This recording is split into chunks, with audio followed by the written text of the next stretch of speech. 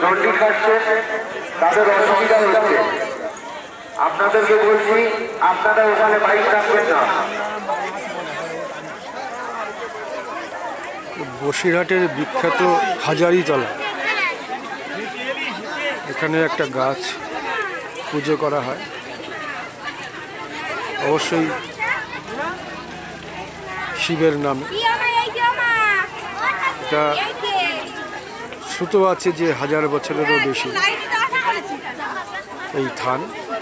গাছের গায়ে কাপড় জড়িয়ে রাখা হয় এবং তাকেই পুজো করা হয়। গ্রামীণ বিশ্বাস, প্রাচীন বিশ্বাস।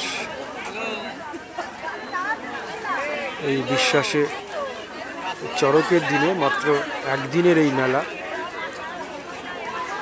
গোটা মেলায় হাজার হাজার মানুষের ভিড়।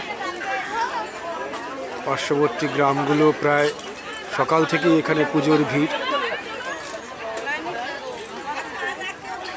এবং পরবর্তীতে এই মেলাকে কেন্দ্র করে বিভিন্ন রকমের স্টল সেজে উঠছে একটু একটু করে।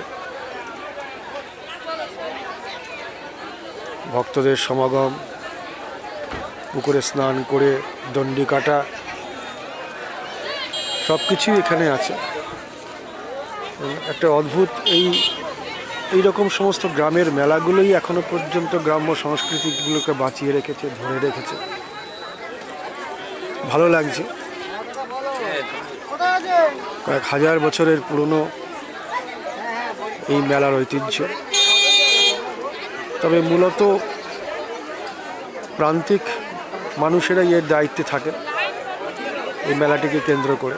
এখানে আরও একটি ঘটনা ঘটে, সেটি চেষ্টা করব। ওটি মধ্যরাতের পর একটি হাজরা ভিটে একটি আছে, সেখানে সমস্ত মাছ, মানে কাঁচা মাছ ইত্যাদি সমস্ত সেখানে দেওয়া হয়। বিশ্বাস যে সেখানে প্রেতেরা নেমে আসেন এবং তাদেরকে তুষ্ট করা হয় বিভিন্ন উপাচারে। তার মধ্যে কাঁচা মাছও থাকে। মশাল জ্বালিয়ে আসে আঞ্চলিক আদিবাসীরা। সে এক অদ্ভুত দৃশ্য। আমি চেষ্টা করব আজকে রাত্রি 1টা-2টোর সময় ঘটনাটি ঘটে, একটি নির্দিষ্ট সময় এবং তিথি ধরে। তো চেষ্টা করব আজকে সেটিকে ধরে রাখার। আপাতত হরিণ লুট হচ্ছে। ওই দাঁড়িপাল্লাতে ওজন করা হবে, ওজন করে সেখানে বাতাসা বা ফল দেওয়া হবে, সেইটি এখানে উৎসর্গ করা হবে।